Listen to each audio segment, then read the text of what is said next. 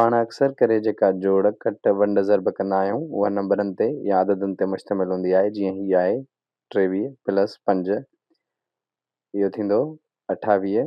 अहिड़े ई तरीक़े सां पाण 2 ज़रब 7 या कुझु पाण हीअं लिखूं 3 माइनस 4 या 3 कट 4। पर तव्हां ॾिठो हूंदो त अलजबराई इज़हारनि में जेका जोड़, कट, वंड, ज़र्ब थींदी आहे उन में वेरिएबल्स बि हूंदा आहिनि, यानी अददनि सां गॾु कुझु ख़ासि निशानियूं या अंग्रेज़ी जा अल्फ़ाबेट इस्तेमालु थींदा आहिनि जंहिंजो एक्सप्रेशन या इक्वेशन में को बि वैल्यू थी सघंदो आहे। को बि वैल्यू मां मुराद आहे त वेरिएबल ख़ाली डब्बा हूंदा आहिनि जिन में कुझु बि भरे सघिजे थो। फ़र्ज़ु कयूं था हीअ हिकु एक्सप्रेशन आहे x प्लस 5। हीअ जेकी एक्सप्रेशन आहे इन जो दारो मदार इन ते आहे त x जो वैल्यू छा आहे। सो जेकॾहिं पाण x बराबरि वठूं 1 जे, देन x प्लस 5 जो वैल्यू छा थी वेंदो। x जेकॾहिं असांजी 1 आहे त x जॻह ते 1 ऐं प्लस कंदासीं 5 त उहो थी वेंदो 6 जे बराबरि। सो x प्लस 5 बराबरि छा जो थी वियो 6 जे।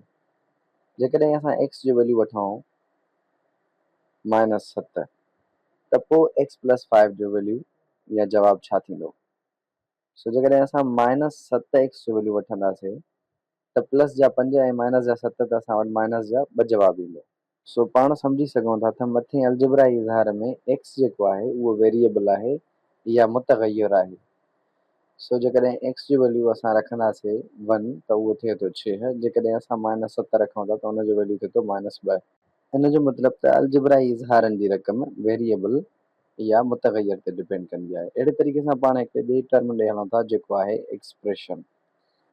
एक्सप्रेशन के सिंधी में अलजबराई इज़हार चइबो आहे। सो फ़र्ज़ु कयूं था हीअ एक्सप्रेशन आहे x प्लस 5। सो x हिन में छा आहे, हिन में x वेरिएबल आहे ऐं जेकॾहिं असां 5 खे ॾिसूं त 5 हिन जो कॉन्स्टेंट टर्म आहे या मुस्तक़िल वैल्यू आहे जेको x सां एड थियल आहे। जेकॾहिं पाण ॿी एक्सप्रेशन ॾिसूं y प्लस z त हिन में असां वटि 2 टर्म्स आहिनि जिन खे पाण सिंधीअ में इज़हारनि जी रक़म चवंदा आहियूं। सो हिते y ऐं z ॿई वेरिएबल आहिनि या ॿई मुतग़य्यर आहिनि। बजक वक़्तु y प्लस z या y एंड z इज़हार जूं रक़मूं या टर्म्स बि आहिनि। एक्सप्रेशन या अलजबराई इज़हार खे सम्झण खां पोइ पाण हिकिड़ी ॿिए टर्म या लफ़्ज़ ॾांहुं वधूं था जेको आहे इक्वेशन। जॾहिं का बि एक्सप्रेशन कंहिं ॿी एक्सप्रेशन जे बराबरि थी वञे त उनखे पाण इक्वेशन चवंदा आहियूं। फ़र्ज़ु कयूं था पाण वटि आहे x प्लस 3 बराबरि आहे 1 जे। सो ही हिकु इक्वेशन आहे छाकाणि त हिते 2 एक्सप्रेशन्स पाण में बराबरि थी चुकियूं आहिनि। हिते जेको पाण वटि x आहे इहो पाण वटि आहे वेरिएबल, यानी x जो को न को वैल्यू हूंदो जेको पाण जोड़ कंदासीं 3 सां त उहो बराबरि थी वेंदो 1 जे। जेकॾहिं पाण x जो वैल्यू -2 या -2 खणूं ऐं उन में प्लस 3 जोड़ करे छॾियूं त उहो बराबरि थी वेंदो 1 जे। x जो वैल्यू -2 अहिड़ो हूंदो जेको इक्वेशन खे साबित करे छॾींदो। हिकु ॿी इक्वेशन था खणूं x plus y plus z बराबरि आहे 5 जे। सो हिते बि पाण वटि 2 एक्सप्रेशन्स आहिनि ऐं 2 एक्सप्रेशन्स बराबरि थियल आहिनि। हिन इक्वेशन में बि पाण वटि 2 एक्सप्रेशन आहिनि जेके बराबरि थियल आहिनि हिक ॿिए सां। सो हिते पाण ॾिसंदासीं त पाण वटि 3 वेरिएबल्स आहिनि x y z। सो टिनी वेरिएबल्स जी रक़मनि जी जोड़ बराबरि थिए थी 5 जे। फ़र्ज़ु कयूं था पाण वटि y बराबरि आहे 3 जे ऐं z बराबरि आहे 2 जे ऐं पाण खे x मालूम करिणो आहे। जेकॾहिं y असां वटि 3 जे बराबरि आहे त y जॻह ते 3 था रखूं ऐं z जॻह ते 2 था रखूं। y ऐं z जी रक़मनि जी जोड़ बराबरि थिए थी 5 जे त पोइ x जो वैल्यू छा हूंदो। सो मां हिनखे x प्लस 5 छाकाणि त y ऐं z जी जोड़ 5 थिए थी बराबरि आहे 5 जे, ईअं लिखी सघां थो। इक्वेशन जा 2 पासा बराबरि करण जे लाइ पाण खे x जो वैल्यू रखणो पवंदो 0। सो जॾहिं पाण x जो वैल्यू 0 रखंदासीं त x प्लस 5 बराबरि थी वेंदो 5 जे। इक्वेशन जे लाइ इहो लाज़िम हूंदो आहे त उन जा 2 पासा बराबरि हुजनि।